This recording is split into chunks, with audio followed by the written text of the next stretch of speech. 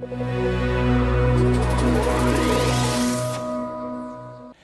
Gurria is the OECD Secretary General, and he joins us on the fringes of the Integrity Forum 2016. Very nice to see you again, as always.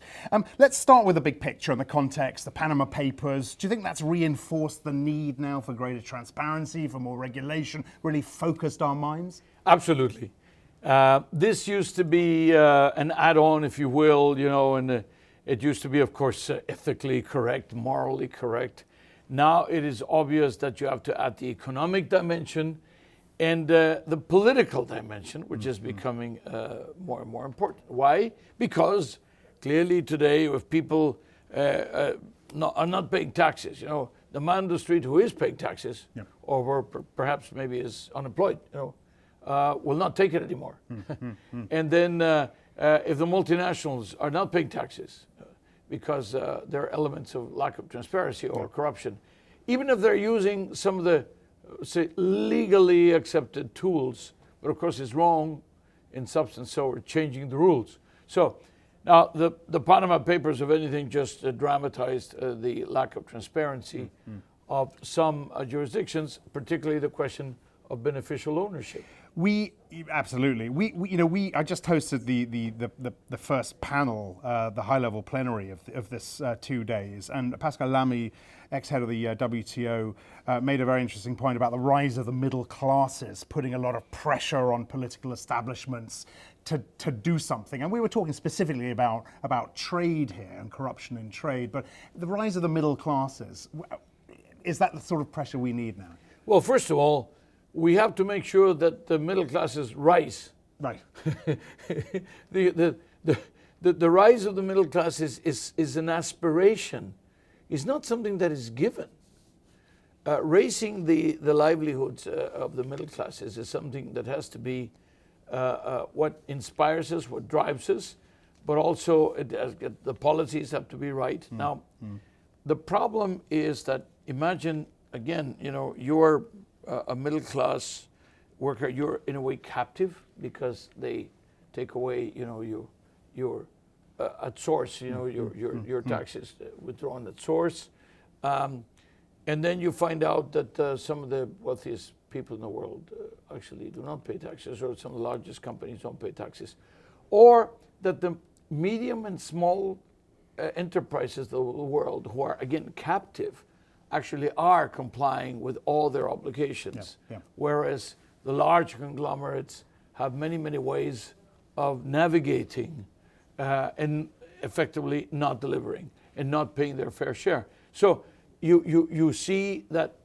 the middle classes, again, will not stand it anymore, and because they have a new voice, because there's all these social ways of expressing, the Tweeters and the Facebooks and this and that and Reuters and so it's just much more. Let's say politicians will neglect this at their peril. Right. The role of civil society, of course, was also a big piece of this discussion that we've just had. Role of civil society in increasing due diligence processes and programs. How important is that role? We tend to equate civil society with NGOs, okay? But you're talking about society, period. Civil means probably with the exception of the military. Right. But it's about society in general. I hope that they're civil, to each other at least. But it's about making available the information, the transparency, making also this sense of ownership, this sense of solidarity, and this sense of, living in society, and therefore having some kind of obligation to each other. So yes, it's a new awareness. There's a much more information also. And last but not least, now we have more of the private sector, more of the companies participating, being aware, just like we have them for green. Right. Now the question of transparency. Final question. You and I have talked about collective action and multilateral action and coordinated action. in a number of fields over the past sort of decade. Again, it's a familiar refrain. We need collective action, but we're not seeing enough. We're not seeing people step up. Ahead of the London Summit on corruption, how optimistic are you, Secretary General, that we will see the collective action that we need to sort this out, or at least move the process along? The corruption summit in London is a very welcome event. It fits exactly where we wanted in terms of our own ministerial meeting here on the Anti-Bribery Convention. Now our Integrity Week, where we are reviewing all the instruments and all the issues. We've chosen the question of corruption in trade, illicit trade flows, illicit money flows resulting from trade or counterfeit, pirated goods. There's a whole, and you're talking about hundreds of billions. The implications are enormous. You yourself put a question to the audience where you said, would you choose to give a bribe if a corrupt official is holding, unduly holding your produce at the border and you can't deliver? And well, effectively, it looked like about half of them were unsure. Half of them would consider the possibility. 14% yes, definitely. Yeah. But 39 said, well, maybe it depends.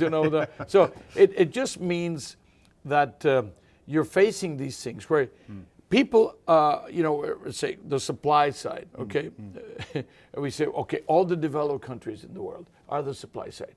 It takes two to tango. If we don't offer, they won't take. But more and more, what you're having is very clear demands. You won't sell, you won't do business, you won't go through customs, you don't invest in here, you don't do anything unless you actually pay. And then the question is, it's very difficult because the incentives that companies have is that, well, there were 5 competitors, one took it because he was the only one who said, okay, I'll pay. The others said no. And the problem is they may look like fools rather than like heroes vis-a-vis their own companies. We have to change that culture. Secretary General, always good to see you.